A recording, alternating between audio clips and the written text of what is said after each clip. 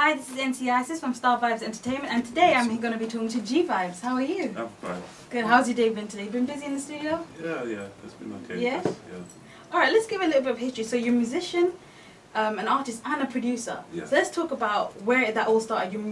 How did you get into music? I really got into music, I suppose, from a child.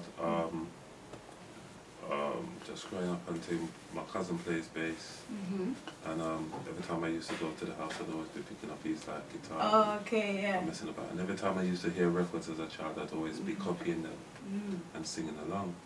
So really from school, I got into music. And, So which artist in particular influenced you from a younger age, would you say? Amalgamation of them, because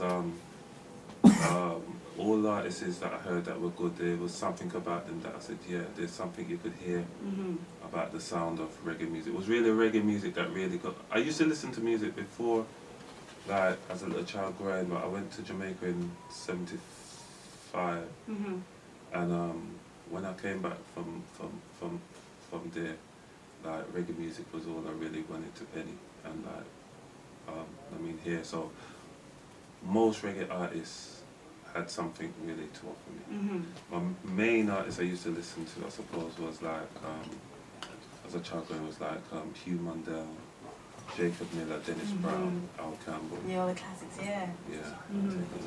So you're also an artist as well. So when did you start like singing, and when did you actually realize, yeah, I got a voice? Well, as I said, it was really from school. I started about 9, 10, I was messing about, but when I got to secondary school, 11, I was in maths.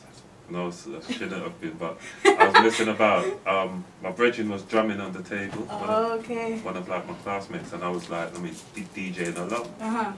So he turned to me and he said to me, "You're good, I'm in a band. We rehearse." Okay, just like that from in a maths class messing about. Yeah, we rehearsed. After school. I said, yeah. He said, yeah, man, come along and see. So I went to the rehearsal and I started off as a DJ with them and a backing vocalist. And being young, like the singers who were there, they left, and then I became the lead singer. Okay. So just from messing around in maths class, you never know what could happen. Alright, now for the producing side of it as well. So you set up your studio. So how long did it actually take you to start building up your studio and making a name for yourself? I don't know, that kind of happened over time, because again, it wasn't really something I planned to do. Everything I learned, I play instrument, everything I learned was really because I sing. And how I got into engineering, again, what was fortunate for us in the school I went to, we had an American music teacher. So in my school we had reggae bands, we had rock bands, we had soul bands. Big mix, yeah. Yeah, she would encourage anybody with a musical talent to put it together and work. Cool. Yeah. So one day I was in the music block, and I was just like jamming and thing, and she just spun around and said to me, "You need to learn to engineer." And I looked at her and I said, "Well, why?" And she goes, "Well, you think too fast," and she can see me having problems communicating what I want to somebody else if I don't have a basic idea of what it is.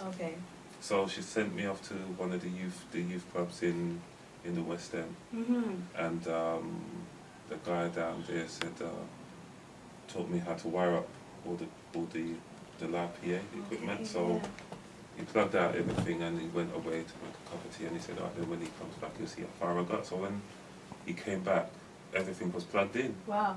And he looked at me and goes, "Well, have you done this before?" I said, "No." Or did you do it by yourself, or did you get some help? Probably thinking that. Yeah, no, well, I was the only one there in the room. I was 14. Okay. Yeah. And you plugged it all in At the time, and he goes, "Well, we've got some live bands down here. You can come down on the weekends and mix." So that's how I got into the mixing side. Engineering. So, and from there, like as I got older and left like in the school and thing, it just became like, it just happened that I started to buy little bits and pieces. And get things like together, because I used to work with an artist called NC Isis Nov, and between us we was putting things together and building a studio. Then it was me, him, Daddy Noddy. We linked up together. Then I left from that outfit. I went to another outfit and just eventually expanded and brought things along the way until in the end I ended up with like a studio of like my own. So. Yeah.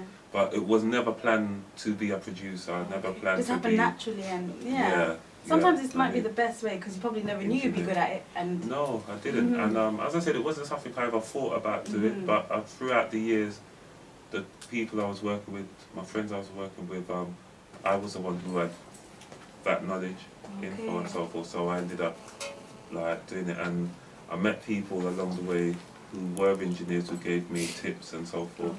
On, like, so you met good people along the way who actually helped you? Yeah. Yeah, that's good. Yeah. So what advice would you give to budding producers?